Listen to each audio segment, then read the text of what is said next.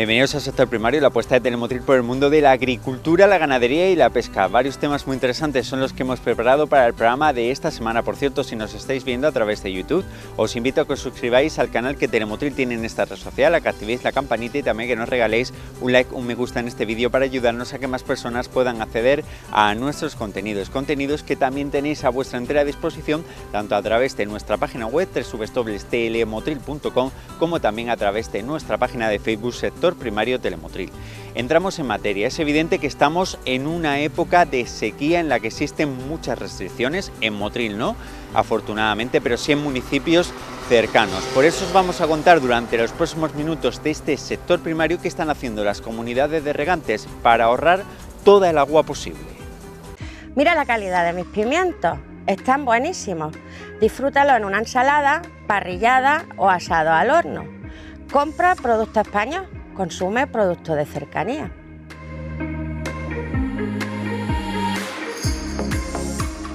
Vengo a hablar de pequeñas herramientas que podemos tener las comunidades de regantes. Bueno, el que no lo sepa, yo me imagino que todos lo sabéis, la Comunidad General de Regantes del Bajo Guadalfeo agrupa a unas 48 comunidades de regantes más.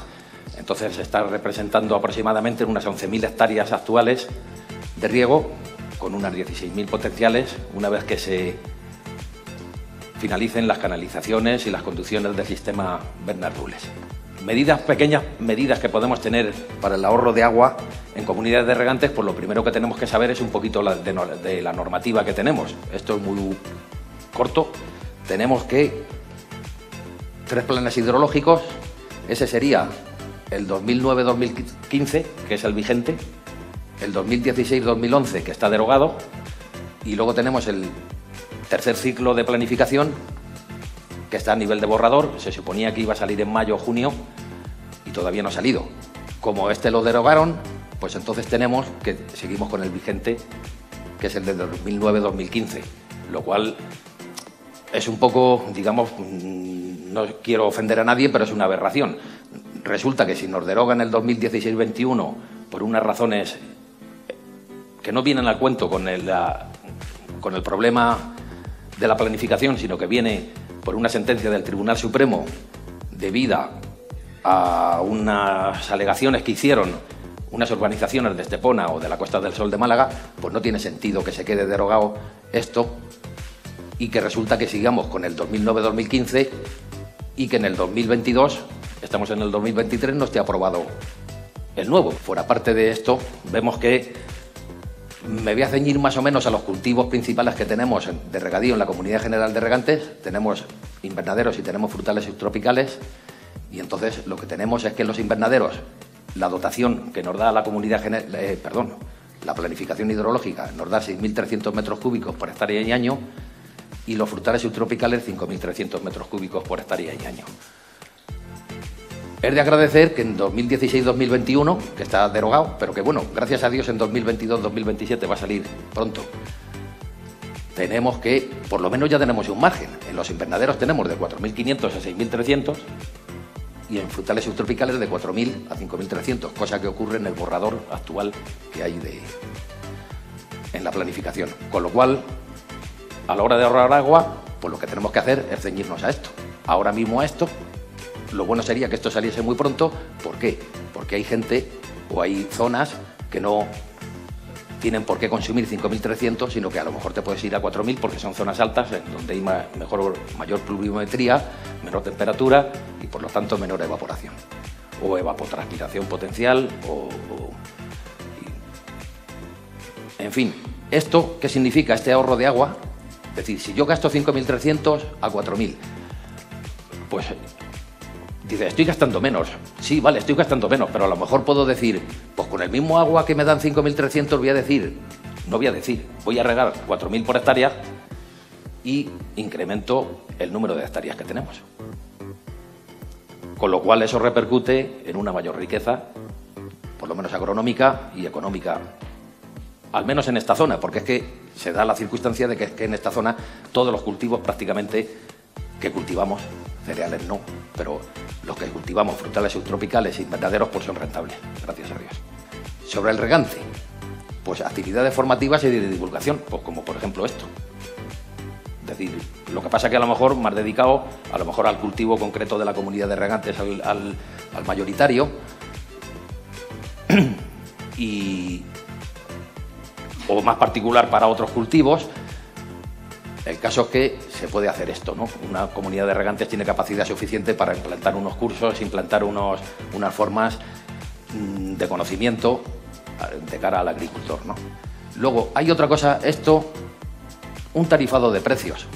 Pues sería interesante un tarifado de precios. Si resulta que un grupo de hectáreas está más o menos en la misma zona, tienen el mismo cultivo, la misma edad, y resulta que un agricultor está gastando 5.300 mientras que el otro está gastando 4.000, pues habría que tenerlo en cuenta de cara al agricultor. Por un lado, aplicar un tarifado creciente, es decir, el que gaste más de 4.000 o el que gaste más de 5.300, porque luego la media siempre se cumple, pero el que gaste más de 5.300, pues ponerle una penalización, y el que gaste menos, por supuesto, darle un premio. ¿Forma de llegar a eso? Pues la única forma de llegar a eso es poner contadores individuales de consumo. Cada finca con su contador, y porque no hay otra forma.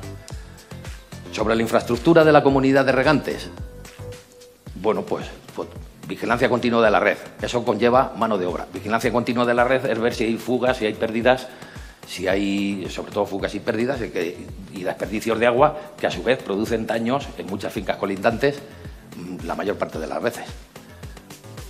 Se puede hacer, bueno, esto de la digitalización, ¿no? Últimamente hay gente que dice digitalización y es que se les llena la boca de digitalización, ¿no? Como si fuese esto la cosa más moderna del mundo, cuando la digitalización es una cosa que existe desde hace tiempo, y precisamente en agricultura, a nivel de comunidades de regantes, ya hay muchas que están aplicando esta técnica, que consiste más que nada en tener contadores individuales en tiempo real, que te suministren la información en tiempo real a una central, que te den además el consumo por sectores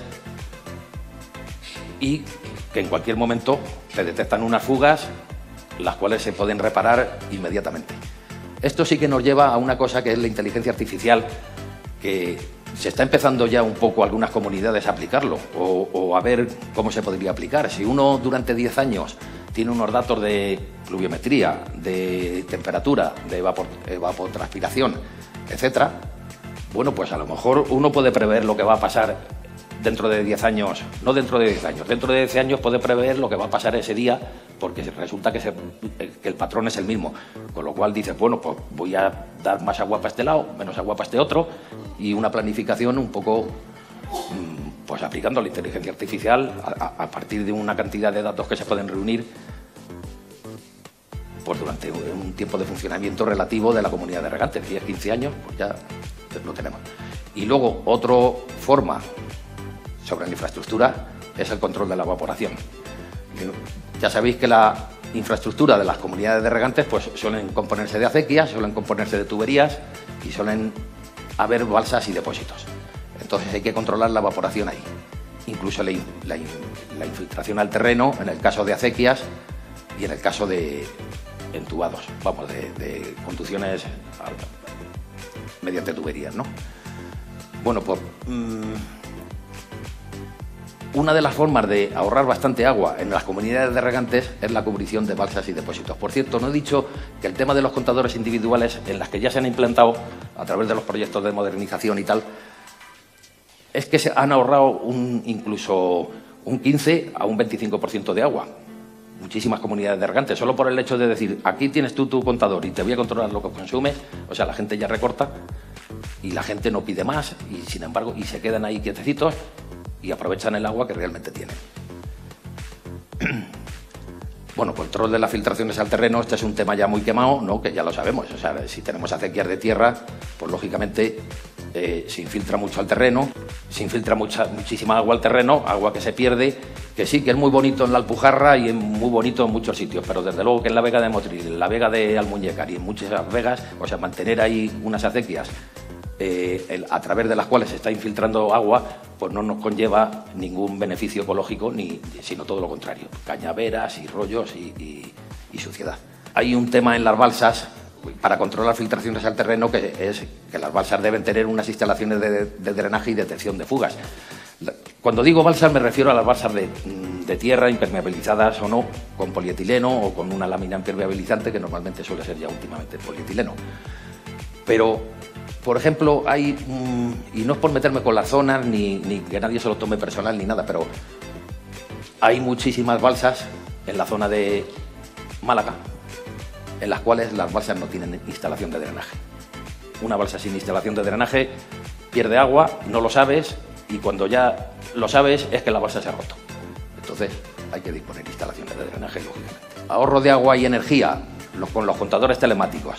Pues hay un ahorro de agua de energía, es lo que decía antes, hay una reducción de pérdidas de agua porque se detectan las fugas en tiempo real. Al detectarse la fuga, enseguida se repara y hay un agua que no se pierde. Hay una mayor transparencia y control, es decir, no es lo que diga un operario de la comunidad de regantes, que tú has consumido 3.000 metros cúbicos este año, a que lo diga un aparato y que además que está informatizado, está digitalizado, nadie pasa datos de un papel al otro con el papel, sino que todo está en un ordenador y el ordenador no se equivoca sumando casi nunca. Vamos, casi nunca no, nunca. O sea, muchas veces muchos errores vienen del que pasan los datos de un sitio al otro con el bolígrafo. Bueno, esto es curioso, hay un sistema de comunicaciones que es el de esta fábrica, que es concretamente ese aparato que se puede conectar a casi cualquier contador y aparte de comunicarse con la central telemática que tiene la comunidad de regantes, pues tú le puedes configurar alarmas al aparato. Tiene alarma de flujo inverso, si el agua va para atrás pita y además lo manda a la central. Tiene una alarma de fuga, tiene una alarma de contador parado. La alarma de contador parado, ¿qué es? Porque si hay alguien que no está consumiendo durante un mes, dices, aquí está pasando algo. No, lo más seguro. Una alarma de contador subdimensionado, es decir, que el contador debería ser de un calibre mayor, porque pasa demasiada agua. Una alarma de manipulación de contador también. Desgraciadamente parece que soy yo un policía o algo así, pero no se trata de eso, pero hay que tener esto en cuenta. Bueno, los perfiles de comunicación te pueden pasar los datos cada 24 horas, te pueden pasar los datos cada 8 horas, te pueden pasar los datos cada 12 horas con registros de 30 minutos y te pueden enviar los datos cada 6 horas y registros de cada 15 minutos. O sea, con lo cual tienes ahí monitorizado toda la comunidad de regantes perfectamente. Luego, este es un tipo de contador que es de prepago. Uno coge, va al banco con la tarjeta, llénamela de 1.000 euros de agua. Y él sabe que tú has gastado. ¿Cuánto has gastado? En este riego, 200 metros cúbicos. Bueno, pues te descuenta el tiempo, todo en tiempo real. Esto es volvemos a la evaporación. Voy a hacer incidir un poco en las balsas, ¿no? Que quizá sea lo más cercano o lo más, digamos, más fácil de hacer, que no implantar un sistema telemático de control de toda la comunidad de regantes, que eso es bastante caro, ¿no? Pero bueno, la evaporación sí que podemos tener cosas accesibles ahora mismo en este momento. Aquí traigo, bueno, este es un rollo, que es un modelo de cálculo de la evaporación, que se puede producir en una lámina libre de agua. Esto está precisamente calculado para una zona de Almuñécar que está como entre Río Seco y Río Verde, más bien tirando a la loma de Río Verde, pero bueno, va a ser al final lo mismo. A una cota, pues ponerle de unos 100 metros sobre el nivel del mar. Estas son las evaporaciones que se producen en milímetros, es decir, litros por metro cuadrado durante un año, la media. El mes de enero tenemos 55 litros por metro cuadrado y el mes de julio tenemos 197, o sea, casi 200 litros por metro cuadrado se evaporan. Si uno tiene una balsa, pues, o un depósito, se está evaporando agua continuamente. Al final del año tenemos unos 1.500 metros cúbicos, perdón, 1.500 milímetros, que son 1.500 litros por metro cuadrado. Poniendo un ejemplo, si tenemos una superficie de lámina de 3.000, esto es una balsa real, de 20.300 metros cúbicos. tenemos una superficie de lámina de 3.907, una superficie del fondo de 1.025, la superficie media da 2.466. En julio se nos van 488 metros cúbicos, ni más ni menos, que comparado con los 5.300 que nos dan, o los 4.000 en su caso, es un tanto por ciento grande. En el año multiplicamos 1.427,2 litros por metro cuadrado por 2.466 de superficie media de lámina de agua, tenemos 3.520 metros cúbicos, es decir, un 17,3%. Para esta balsa. Hay otras balsas que tienen menos altura, por lo tanto eso tienen más superficie, se evapora más agua. Esta, por ejemplo, de 30.914 metros cúbicos, la superficie media es de 5.417 metros cuadrados, lo cual supone que en el año se te van 7.731 metros cúbicos, es decir, un 25% del agua regulada. ¿Eso qué supone? Pues que si uno riega con 5.300 metros cúbicos hectárea, hay muchas formas de determinar la rentabilidad del sistema de quitar evaporación. Podemos decir, ¿cuánto me cuesta subir el agua a la balsa y ver cuánto dejo de evaporar por el sistema y sacarle, decir, bueno, pues esto lo amortizo en 10 años? Bueno, no, pues yo lo he hecho mucho más sencillo. Si yo con una hectárea necesito 5.300 metros cúbicos, al ahorrar los 7.731 resulta que puedo regar hectárea y media. Y si es más, que si utilizo 4.000 metros cúbicos nada más, puedo regar casi dos hectáreas más. Cada uno ya que haga sus cálculos, ¿es rentable o no es rentable evitar la evaporación en las balsas? Yo creo que esto, vamos, de cajón es que sí. Porque una hectárea y media supone dinero. Hay gente que tiene 8 y mete una hectárea y media más porque es que sabe que es rentable. Por si metes 2 también, pues ni te cuento. O sea, y no hace falta hacer más cuentas, de decir, es que eso es muy caro o esto es muy barato. No, es que meto más superficie. Entonces, para control de la evaporación del agua en balsas, tenemos varios métodos. Tenemos 3 métodos. En primer lugar, las cubiertas suspendidas, luego tenemos cubiertas flotantes continuas y luego tenemos cubiertas flotantes discontinuas.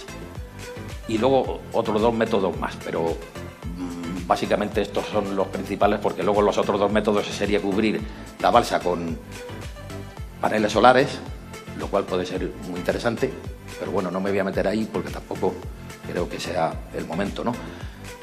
Y luego otro método que es un poquito caro, que es el método monocapa, que consiste en añadir una sustancia química al agua que crea una película en la superficie que evita que la evaporación se produzca. Es un método bastante caro y luego hablaremos a lo mejor un poco de él. Bueno, las cubiertas suspendidas, pues no es más que un invernadero, como el que pone un invernadero más o menos, pero en una balsa, la cual tiene el inconveniente de que no tiene pilares en medio. Si tienes pilares en medio es muy fácil, pero si no tienes pilares porque la balsa es de tierra, pues no tienes la posibilidad. Bueno, consiste en disponer una lámina, normalmente, antes era al principio esto empezó con una rafia de polietileno, así, directamente, y ahora ya esto ha avanzado, incluso llegaron a hacerse una norma ENOR, una norma UNE, en el cual ya se contemplan las mallas tejidas de doble capa de polietileno estabilizado con negro al carbono. Esto evita el 80 al 95% de evaporación. Una cosa importante es que cuando tú evitas evaporación, lo que estás consiguiendo también es una menor salinidad del agua. ¿Por qué? Porque si tú tienes siempre agua y se evapora, las sales se concentran y por lo tanto tienes mayor salinidad en la balsa. Si se evapora menos, pues se conserva la concentración salina. Esto lleva, si veis aquí, unos pilarillos que pueden ir ahí o pueden ir sobre el muro perimetral a la balsa, y de pilarillo a pilarillo pues lleva un tubo perimetral en el cual anclas la malla, que normalmente suelen ser 2 mallas, una superior, otra inferior, como los tejidos de los invernaderos. Lo que pasa es que se utiliza poliéster muy resistente que permite luces de hasta 300 metros lineales, con lo cual tú con esto puedes cubrir balsas de hasta 9 hectáreas. 300 por 300 pues son 9 hectáreas, son 90.000 metros, que son 9 hectáreas. La ventaja que tienen es que también permiten pasar el agua de lluvia hasta 10 litros por metro cuadrado por minuto, lo cual supone una lluvia de, si lo multiplicáis por 60 minutos, que tiene una hora, permite una lluvia de 600 litros por metro cuadrado y hora. Eso es una barbaridad tremenda. O sea, bueno, este es el método 1 de anclar la lámina impermeabilizante. Digamos que hay dos métodos. Una es doble capa, la otra es simple capa y bueno, esto ya es demasiado técnico. Si veis el método 2, lo que lleva es que lleva estos también. Estos cables hacen una retícula romboidal por encima de la segunda lámina. Normalmente se pone doble ya no se pone una lámina de rafia, sino que se pone doble de polietileno al carbono.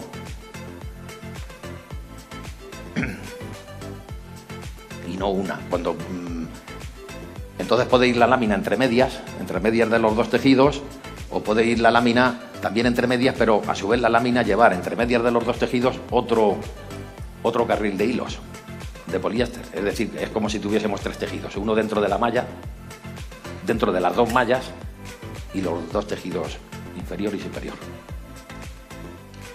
Este es el método 2.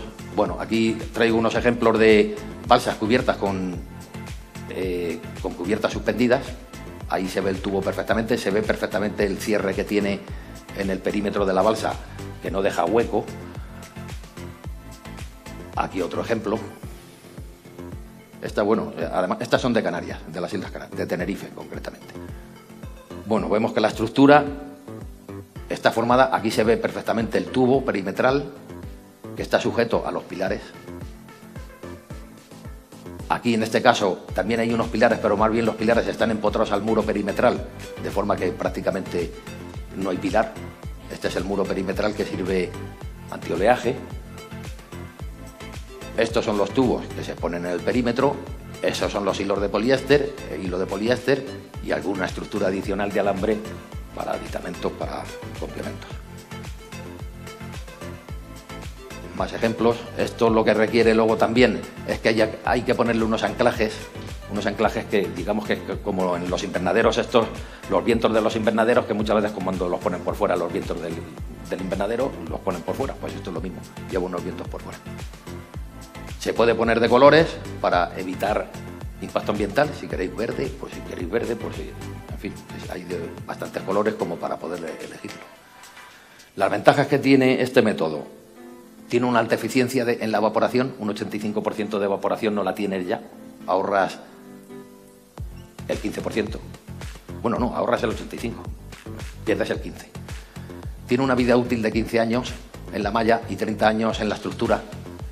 La instalación, dice sin vaciado, pero ya últimamente se puede, perfectamente las están instalando incluso con la balsa llena.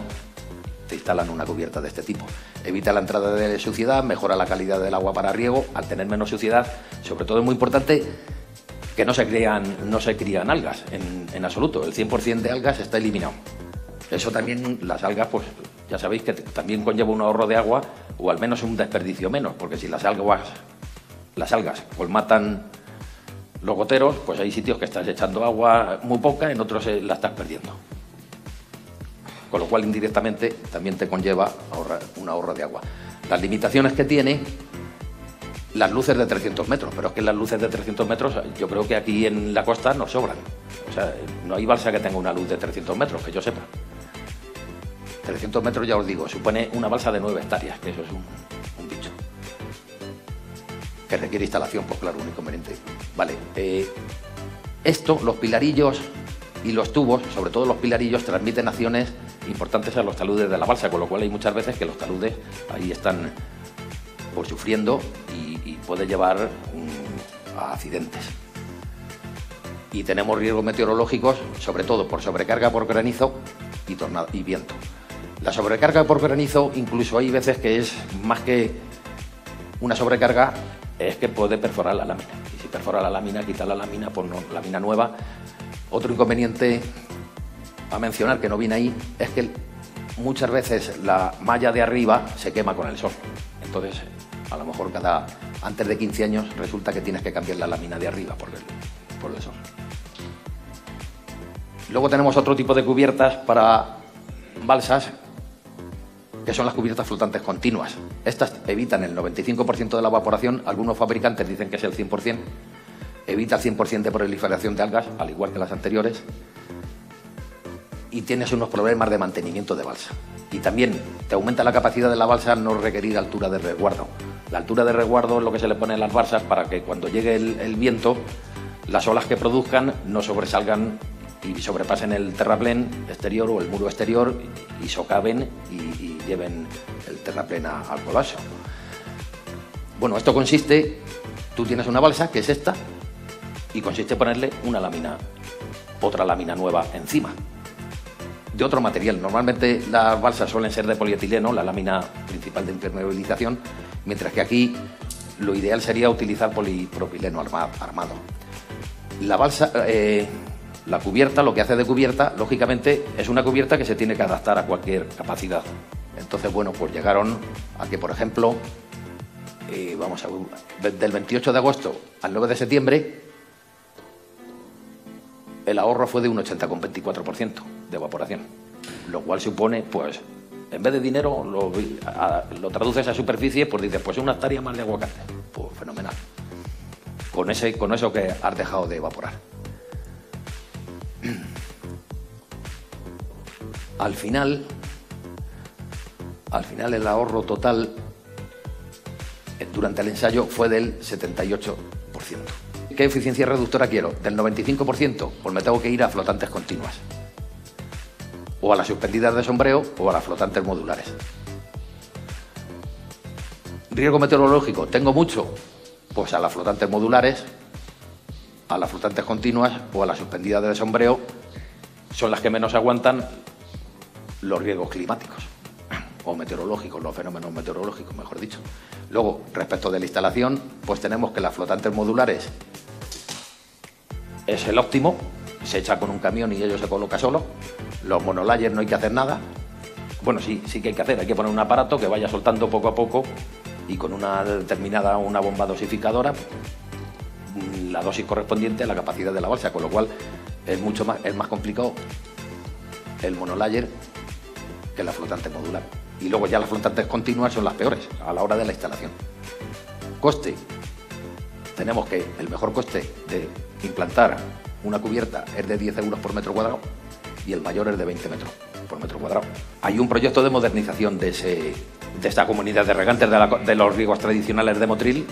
Está totalmente redactado, está prácticamente aprobado casi para subvenciones y esto. No te sé decir en qué fase, pero también hay que contar con todos los regantes que os pongáis de acuerdo. Es decir, sí, yo estoy de acuerdo en ponerlo, pero si luego hay algunos que no. Todo entubado, todo abro, no necesitan ni balsas de estas. Abro el grifo y riego.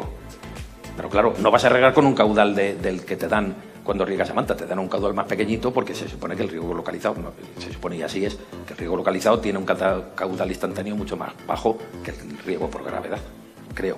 Y así es. Una balsa en cabecera que daría presión suficiente, ya no sé si suficiente o no, pero a lo mejor con una bombita pequeña ya le das la suficiente presión para regar con riego localizado. El Río Verde de Almuñécar también está cometiendo lo mismo, está diciéndome, nos va a llegar el agua de Rules. Se supone que cuando llegue el agua de Rules, ellos han modificado las características de la concesión porque ya no toman el agua en el Río Verde, la toman en el río Guadalfeo, y una modificación de las características conlleva que te metas en el plan hidrológico, es decir, a los 5.300 o 4.000 que te da el plan hidrológico.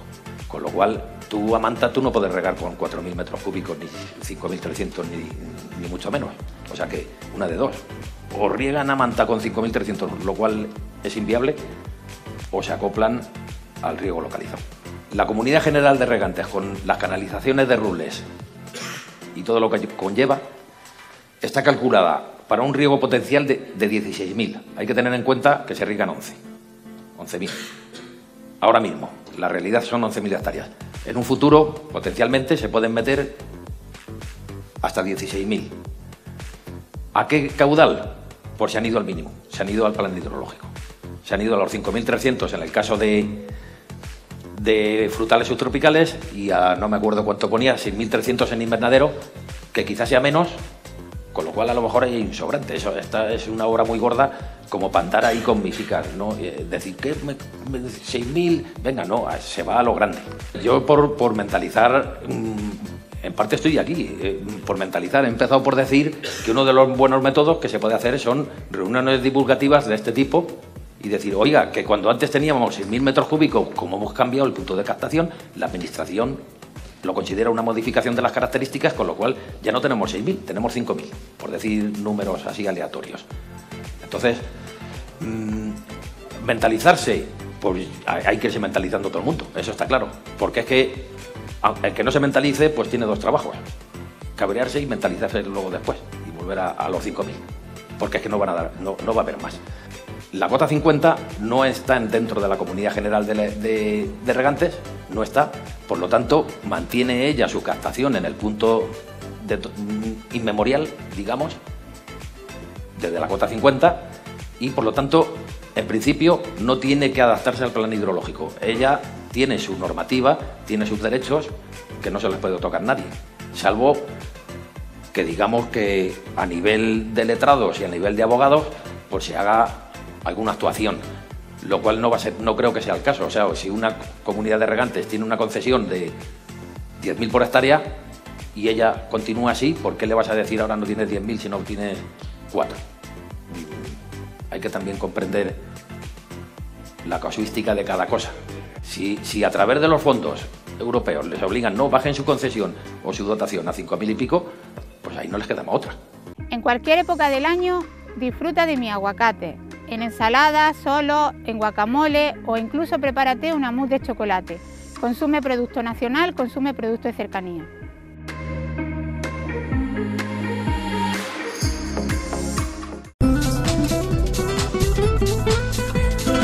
Antes de marcharnos, como siempre, visitamos el Centro Médico Naturalia, en el que el médico integrativo Miguel Martín Almendros nos va a contar en esta ocasión qué alimentos no deberíamos consumir y si los consumimos debería ser muy de vez en cuando. Vamos a hablar de un tema que siempre me ha gustado: qué alimentos tenemos que evitar para seguir estando sanos, para seguir siendo aparentemente estar sanos. En primer lugar, hay un grupo de alimentos que aparentemente son frescos, aparentemente son inofensivos, porque los problemas los dan de una forma gradual, no de sopetón, no es que tomo algo y me da una diarrea. Son alimentos que tienen una concentración altísima de grasas saturadas, son alimentos con una concentración altísima de azúcares, de sal, de conservantes, de estabilizantes, que en el fondo son tóxicos para nuestro organismo, y son alimentos que en definitiva acaban que nos generan una pérdida de calidad de vida, ¿no? Estos son los que vamos a hablar, ¿no? Y en primer lugar, los que se llevan la palma son los alimentos ultraprocesados. Y os voy a dar mis motivos por los cuales yo reniego totalmente de los alimentos ultraprocesados. En primer lugar, porque son aditivos y adictivos. Aditivos y adictivos. Son unos alimentos que cuando estáis comiendo estos alimentos ya prefabricados, oye, pues evidentemente son sabrosos, pero no dan sensación de saciedad. Más bien todo lo contrario, te dan ganas de comer más. ¿Por qué? Porque la industria pues mejora el sabor de esos alimentos, los saboriza con aditivos. Entonces esos aditivos actúan estimulando la producción de dopamina, aumentan la dopamina en nuestro sistema nervioso central, que nos da una sensación placentera, y esto nos lleva a una adicción. Es decir, como este alimento me encuentro feliz, pues inconscientemente estoy comiendo constantemente este alimento porque ya estás siendo feliz, ¿no? Y luego también tenemos que esos alimentos no se asimilan correctamente. ¿Por qué? Por las modificaciones que se implementan en estos alimentos, pues no son digeribles en condiciones. Y entonces son alimentos vacíos, son alimentos que solo nos aportan calorías, pero son alimentos que nos aportan muy poquita carga nutricional. Otro motivo por los cuales reniego de los alimentos ultraprocesados es por la tendencia que tienen a obesidad. Hay una relación directa entre el consumo y la obesidad. A mayor consumo de alimentos ultraprocesados, mayor cifra de obesidad hay en la población, ¿no? ¿Por qué? Pues porque estos alimentos se añaden elementos como jarabe de maíz alto en fructosa, edulcorantes artificiales, glutamatos, tanto que perjudican a la salud per se y además impiden adelgazar. En tercer lugar, los nutrientes en estos alimentos no están balanceados. ¿A qué me refiero? Que no hay un equilibrio entre los grupos nutricionales. Grupos nutricionales que son la proteína, el hidrato de carbono y la grasa, más los micronutrientes de minerales y vitaminas, ¿no? Entonces esto nos lleva a una mala digestión, a una acidificación sanguínea, tenemos un exceso de acidez en nuestro organismo, con lo cual tenemos tendencias a descalcificar, a generar procesos inflamatorios soterrados de fondo a nivel del sistema nervioso central, articulares, de diferentes órganos, aumenta enormemente la cantidad de peso y no se obtiene, insisto, la energía necesaria, primero por todas las porquerías que les meten y segundo porque no están balanceados, no es un aporte equilibrado, ¿no? En cuarto lugar, pues estos elementos generan una alteración de la microbiota brutal, porque la microbiota, esos pequeños bichitos que tenemos en nuestro aparato digestivo, los tenemos que cuidar, es que depende de nosotros su cuidado, los tenemos que mimar, porque ellos nos cuidan a nosotros, ellos nos miman a nosotros con su acción metabólica, ¿no? Entonces, claro, si les metemos porquería, se mueren porque no comen porquería, comen alimentos sanos, como nosotros. Entonces ya empezamos a tener dificultades digestivas y un montón de enfermedades asociadas a una disbiosis, a una alteración de la flora intestinal, que no es el momento de hablar, pero que en más de una ocasión hemos hablado. En quinto lugar, las alteraciones del estado de ánimo, porque claro, cada vez hay más personas con el ánimo alterado, con estrés, con ansiedad, con depresión, y dices, oh, son por muchas causas. Sí, efectivamente, y una de ellas es los alimentos ultraprocesados, aunque os parezca mentira, pero hay estudios que están asociando el mayor consumo de alimentos ultraprocesados con mayor tendencia a problemas anímicos, a problemas ansioso-depresivos, ¿no? ¿Por qué? Pues en primer lugar por los químicos que estamos aportando, que genera un estado inflamatorio de fondo soterrado en el sistema nervioso central, y luego por otra parte que no meten los nutrientes que tienen que aportar, no nos meten omega 3, no nos meten vitamina B, no nos meten vitamina C, porque son plásticos, o sea, están llenos de porquerías, ¿no? Entonces esto disminuye la memoria, nos genera un mal humor, irritabilidad, depresión, hiperactividad, etcétera, etcétera, etcétera. En sexto lugar, un tema de lógica, que estos alimentos se consumen muy rápidamente. Están preparados para tomar en cualquier lugar y a cualquier hora, pero el cuerpo no está preparado para eso. Nuestro cuerpo necesita nuestros descansos y esos descansos son muy importantes a la hora de comer, a la hora de desayunar y a la hora de cenar. Es un pequeño Kit Kat que aprovechamos para nutrirnos en familia, en relación con los demás, ¿no? Y esto es todo lo contrario, los alimentos ultraprocesados, a precisamente lo que necesita nuestro cuerpo y nuestra mente, ¿no? En séptimo lugar, pues que tienen una información muy poquito veraz. Cuando tú ves un alimento ultraprocesado, pues te dicen, oh, esto no tiene azúcar, son elementos frescos, elementos naturales. Mira, pues ni son libres de azúcar, ni son alimentos frescos, ni son alimentos naturales. Más bien todo lo contrario, son ricos en aditivos, ricos en conservantes y muy artificiales.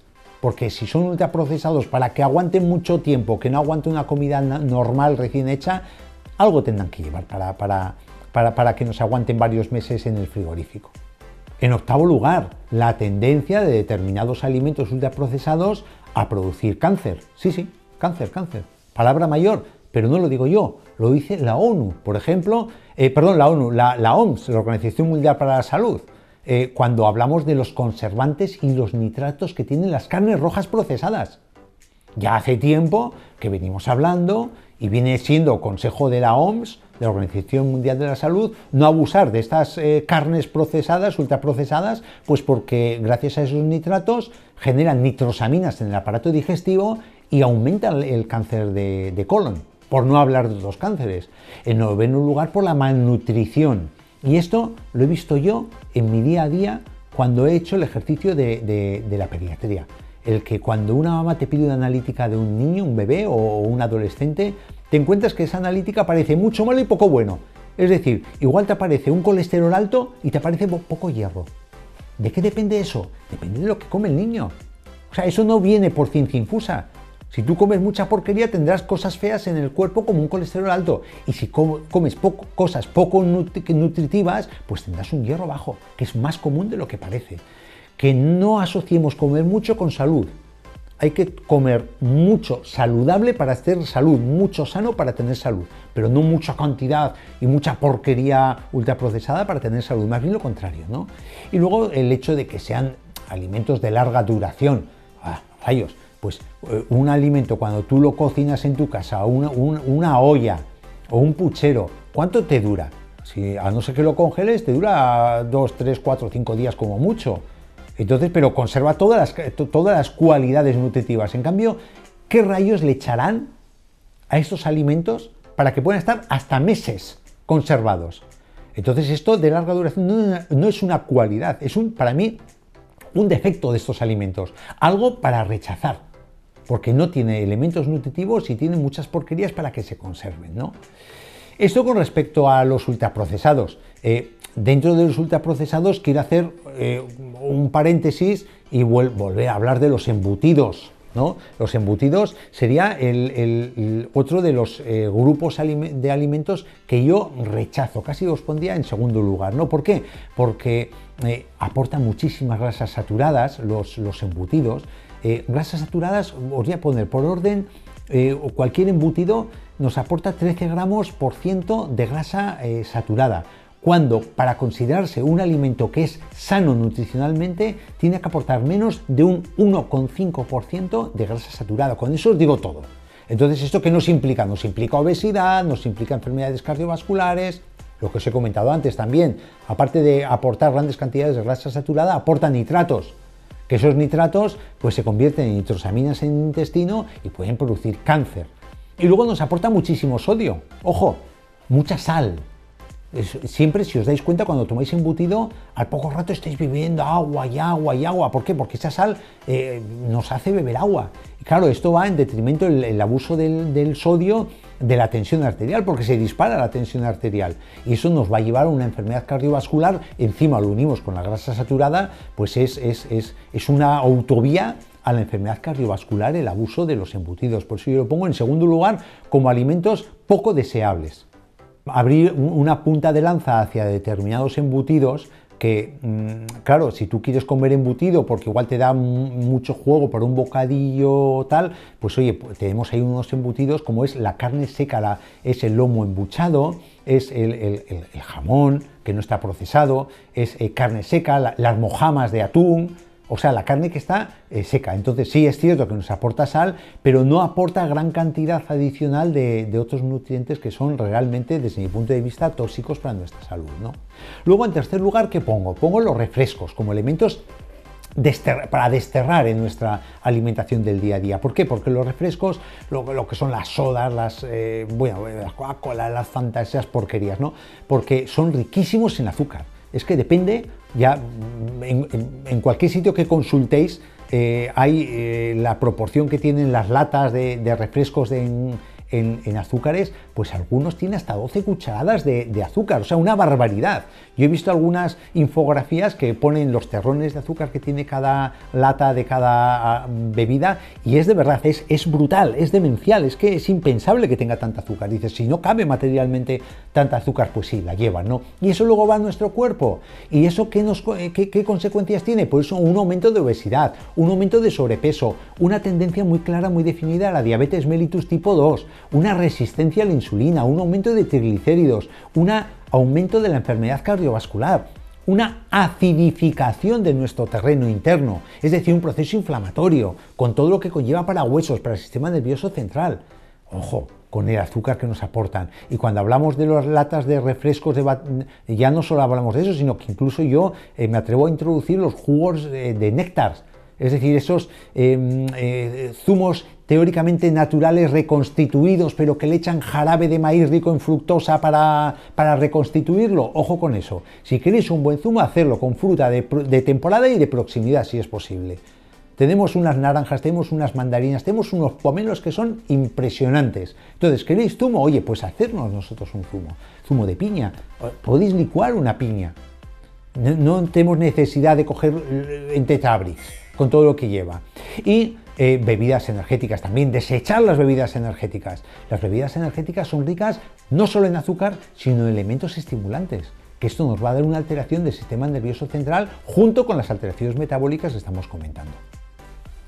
Pero ojo, cuando hablamos de refrescos, no penséis que los lights o los alimentos, los refrescos pobres en azúcar o sin azúcar son mejores, ni mucho menos. Llevan otros componentes, llevan edulcorantes, que a veces no sabes qué es mejor, si tomar edulcorante o tomar azúcar, por los efectos secundarios que nos puede dar a medio y largo plazo también los edulcorantes. Y aparte que esos tan traídos y dados light son bebidas ricas en fósforo que al final nos puede dar más problema que beneficio.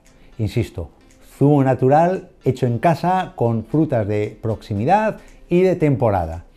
Y por último quería hablaros, lo he puesto en cuarto lugar, las patatas fritas.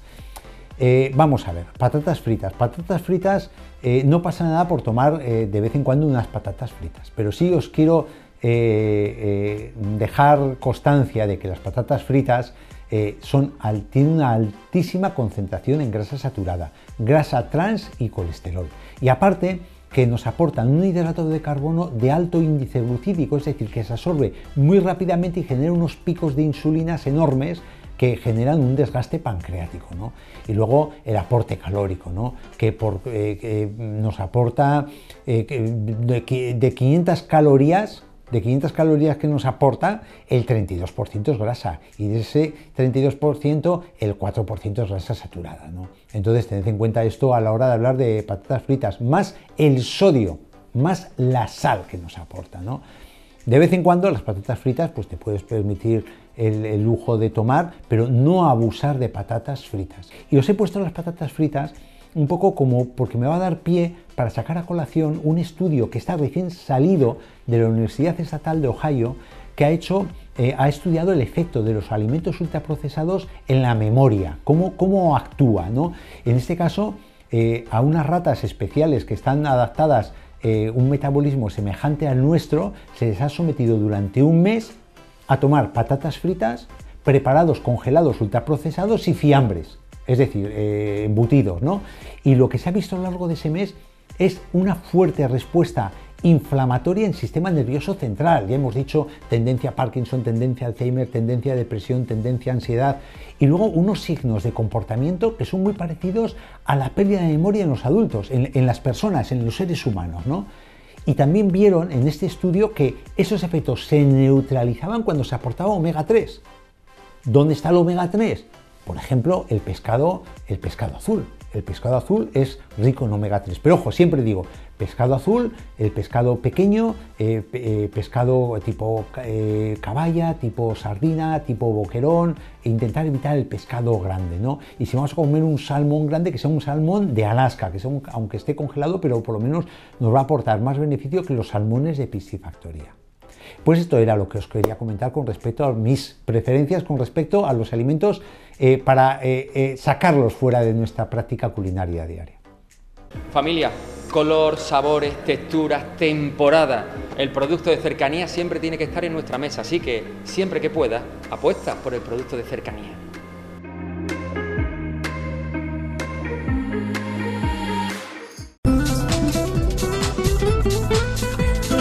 Es todo por el momento. En tan solo unos días volveremos con más temas relacionados con la agricultura, la ganadería y la pesca. Será como siempre aquí en Sector Primario en Telemotril. Recordaros que podéis acceder al contenido íntegro de todos nuestros programas, tanto a través del canal que Telemotril tiene en YouTube, al que por cierto os invito a que os suscribáis, a que activéis la campanita y también que nos regaléis un like, un me gusta en este vídeo para ayudarnos a que más personas puedan acceder a nuestros contenidos a los que también podéis acceder a través de nuestra página web www.telemotril.com y también a través de nuestra página de Facebook Sector Primario Telemotril.